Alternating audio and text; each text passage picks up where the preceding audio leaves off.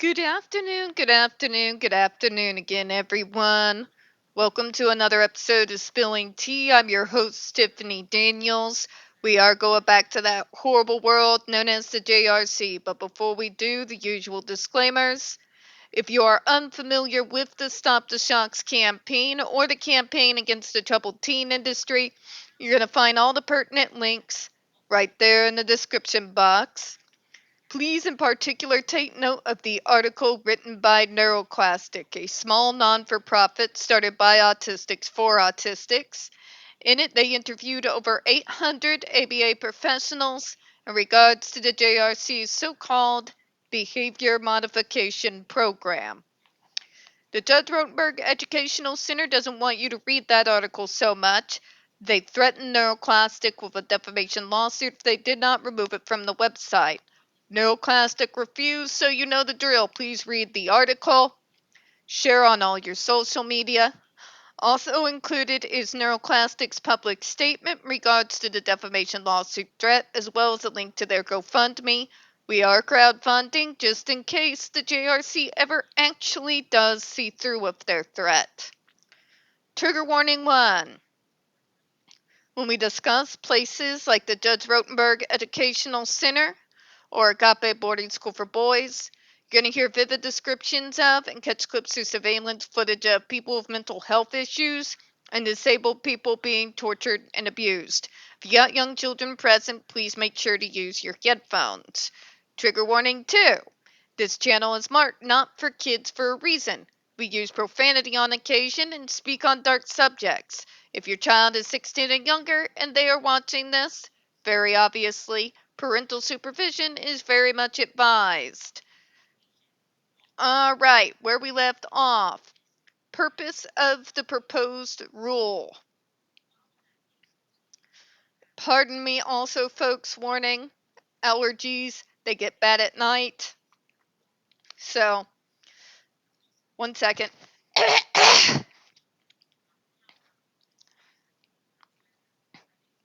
1 second. There we go. Under this proposed rule, we are banning these devices for SIB or AB because we have determined that these devices present an unreasonable and substantial risk of illness or injury that cannot be corrected or eliminated by labeling or a change in labeling. No duh. Experiences with the devices vary between individuals and within individuals over time, kind of like abuse does. One thing's for certain, PTSD, and I can tell you how much fun it is to have both. Labeling cannot adequately define how providers could overcome this variability in individual experience. Labeling can't heal second to third degree burns. Can we just be practical for once in our lives? They can't take away PTSD. They can't heal second or third degree burns. They can't add back the hours of lost sleep for being woken up in the middle of the night to be shocked multiple times by the thing. This is just simple logic 101 here. Stating the obvious because for some reason in this world nowadays, the obvious is not obvious anymore to a lot of neurotypical folk. I despair for humanity every single day of my life.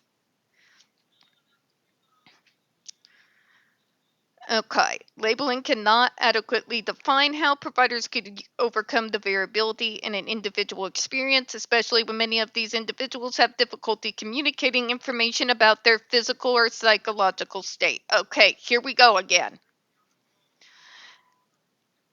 If I'm screaming in pain, if that is not communicating something to you in regards to my physical state in that moment, you have no business being near healthcare or mental health care, period. You might want to start thinking about a new career because that's pretty effective communication, don't you think? same for psychological. If I'm screaming in pain, it's a pretty safe bet to assume that this is causing me psychological issues, right? Abuse causes psychological issues. This has been verified multiple times. Is there any reason why you demand a whole damn soliloquy in order for you to say on paper that we can effectively communicate?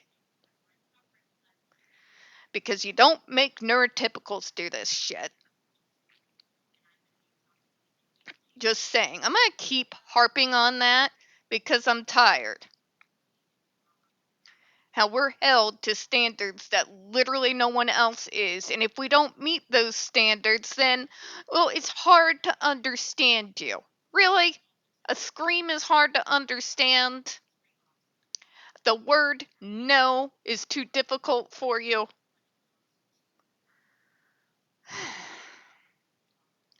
Part 5 of the preamble contains further discussions of the unreasonable and substantial risks from the device, the lack of evidence on long-term effects, and why labeling cannot correct or eliminate the risk posed by the device. Yeah, the JRC has not done any homework in regards to the longevity of the effects of the device. None. Zip. Nada. Why is that? It's because you're going to find, more often than not, that the behaviors come back. And compounded with PTSD and sometimes with rage issues, they come back more intense than they had been previously. The root issue causing the behavior was not resolved, and now you've got rage and PTSD on top of it. That's just, again, basic logic here. Okay, so that is why you don't have the JRC bringing follow-ups on these kids 5 years, 10 years, 15, 20 off the device. Right? Because after all, that would actually help even the hardest morons out there understand that it does not have any long-reaching effects other than the psychological issues that are going to be with the kids put on this thing for the rest of their lives. Excuse me if I don't think that's positive. You know? We are going to get a little into the baseline conditions real quick.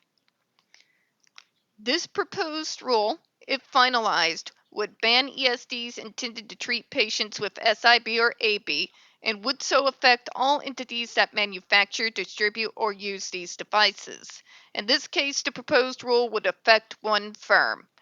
This firm is currently the only manufacturer or user of ESDs for self-injurious or aggressive behavior, which makes the JRC argument, but you have to ban all the devices, you can't just tailor it, as absolutely stupid. Because you guys are the only bastards out there using this particular device, using it for a stated particular purpose. And yet, we gave them federal COVID funds. Please make that make sense. This firm is currently, we already went over that. There are no other firms at this time that use ESDs for SIB or AB, hence why it's not standard of care. And we do not expect that new devices would enter the market in the absence of the rule. So nobody else is signing up to create a device to shock us into being neurotypicals. Because the rest of the medical model has soundly condemned this. Yes, even the same Yale research facility that blasted radiation into our brains to give us a, chemical lobotomy. Even those people cited ethical concerns and human rights issues. Who knew, right? A comment submitted by the affected entity in July 2016 reported that the device was court approved for use of 54 individuals and 51 currently subject to the device. For the love of God, I don't care if it is court approved. Judges don't go to medical school, they go to law school. How many times does that have to be said? And we're talking Massachusetts here. You're really trying to make me believe, but if the court says it's okay, then it's safe. Salem witch trials, okay? Salem witch trials. I'm just putting it out there for you all to realize that judges are not God, okay? They're not infallible. They make mistakes. It's literally why the appeals process exists, right? We use a range of 51 to 54 as the number of individuals affected by the proposed rule, which captures those currently subject to the device and those at the facility who could potentially use the device under court approval. According to a report by the Association for Behavior Analysis International, ABAI, in 2022, who finally removed their approval of the JRC just last year. There are 52 individuals approved for ESDs. Therefore, we do not expect that the number of individuals subject to ESDs would significantly increase or decrease in the absence of this rule. We request comment on the number of individuals currently subject to the device. They always use that small number, that JRC especially, as though it's some kind of defense. But it's only for the worst of the worst and people who can't use their words. You understand why that's worse, right? You understand how it's worse that you only use the device on literally your most vulnerable students, right? I'm going to go ahead and leave it at that. We'll dig into that a little bit more on Thursday after I come back from the appointment. We don't get very many views on this channel. The few we do get do tend to get removed from time to time. So, folks, you know the drill. Please don't forget to hit the like button, hit subscribe, and please don't forget to utilize those comments. I appreciate your time this evening. As always, folks, we here at Spilling Tea hope you have a good one. See you all on Thursday. Bye-bye, everyone.